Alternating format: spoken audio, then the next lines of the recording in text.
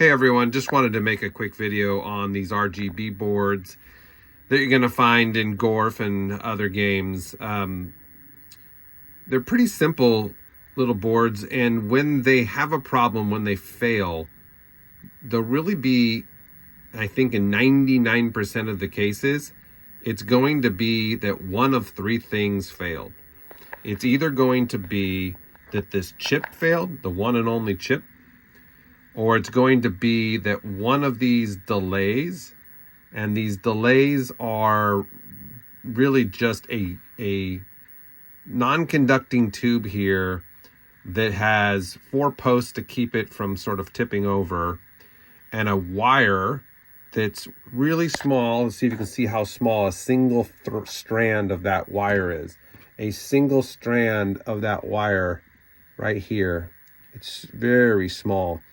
And that wire is wound around this tube many, many times. I mean, look how tight these windings are right here. These are just row after row of this wire. And so what it does is on the inboard lug, so on these 2 lugs here, and same on this other one, the inboard side. The outboard side just goes to ground, don't worry about that. But these inboard lugs, what they did is the signal comes up. This is the input side, this larger header. This is the output side, the smaller header. And so on the input side, you've either got on delay number 1, you have blue, and delay number 1, it says DL1. So this one up here is DL1. DL1 is blue, and DL2, and it's kind of hard to see because there's a little black mark, but DL2 is this guy. DL2 is red.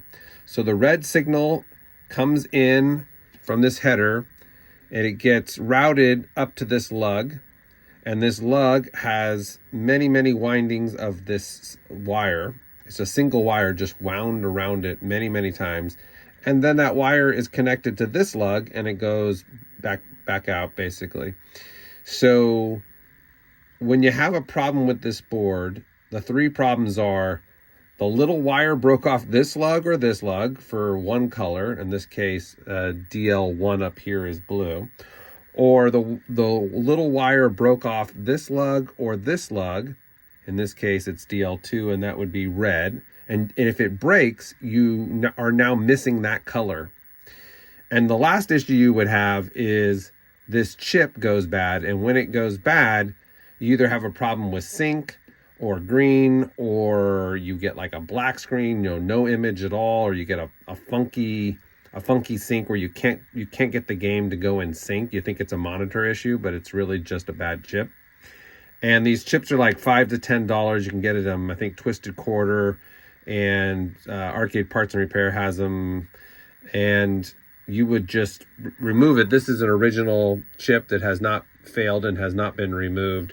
These 2, the chip has failed and has been replaced by me. And you would just get one of these TBA 530 chips, and you would socket it to make your life easier next time. And those are your 3 issues: breaking this coil winding, breaking this coil winding, or a bad chip. And when this wire breaks, it never breaks somewhere in here. I mean, unless you had some significant damage. It breaks right at the end where it connects to this lug, and maybe from being mishandled or just a little corrosion. And so the easy thing to do is, and again, you'll see some of these are kind of worn out like this, where you can barely see the writing. Some are nice and crisp where you can still see the part number here. But really what this is, it's like, you can almost see it. It's like a masking tape, and it's got glue. It's like a wrapper that goes around it, and has, probably was almost like a piece of tape when it was first made. And like old masking tape, it dries out and it gets really brittle. And so what you do is, there's really no need to remove all of it. In fact, you want to protect the windings that are still there. So try to see if you can find out which side it's broken from. A lot of times you see the wire just kind of dangling, and unwrap just that side. In this case, I have found that the break is right here on this left lug. And so you want to remove just enough with like a razor blade or an X-Acto knife or a small screwdriver. Be very careful. Unwind that tape wrapper, and be careful not to damage these coils. And what you'll want to do is unwind 1 or 2 rotations of the wire on this end, and then you're going to wrap that wire around this lug and just resolder it, and then your connection will be there again. That's all you need to do. In this case, you can see all of these wires have almost like a wax coating, kind of like a yoke wire would on a monitor yoke. And to remove that coating, if you don't remove the coating, it's kind of hard to get a good solder. So I just take a little butane torch and just burn it off, and then I wrap it around real good, and then I put some solder dab on it, and we're good to go again. And I just test to make sure I have my continuity back. So that's what I'm going to do here. I don't know if you can see this. Let's see if I can get in there, but it's hard to tell. Let me see if I can zoom in a little bit. The wire that broke, I don't know if you can see it. It almost looks like a hair that's down there. Can you see that little wire hanging out? That wire broke right off of this lug. That's where I lost my continuity. And then look at the windings on how many windings there are in this delay. So I'm just going to unwind it one or two and get it back in. And really what this does, and again, the circuitry shows this as well, the signal comes in on this video signal for green and for sync, and it gets separated. So out here, you'll get sync that comes out on this side, and you'll get green that comes out. So green and sync are together. When it comes in on the board, they get separated. They come off as independent signals. And because that takes, some milliseconds to go through its process, they delay by these windings, the red and the blue. So when the red and blue come out the other header, they're timed correctly. So you slow down these two signals while you're separating this one.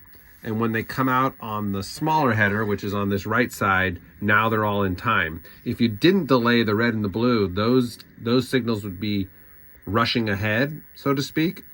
And so that's all you're really doing, is you're winding the wire so many times across this tube that you're making the signal travel down that wire. And just that delay of working its way through all of those windings will get it to the right timing of being in time for when you separate the green and the sync and put that out the other side. So that's all this board does. Pretty simple. It takes this combined signal that's native to this hardware, and it separates it and gives you a traditional RGB so that you can send it to your monitor. So again, if you have a problem, you have a break in one of those delays, you're going to lose red or blue. And if you've got a problem where you've got jumbled sync, you've got no signal whatsoever, or you might have a problem with the green, it's going to be the chip. That's it. Hope that helps.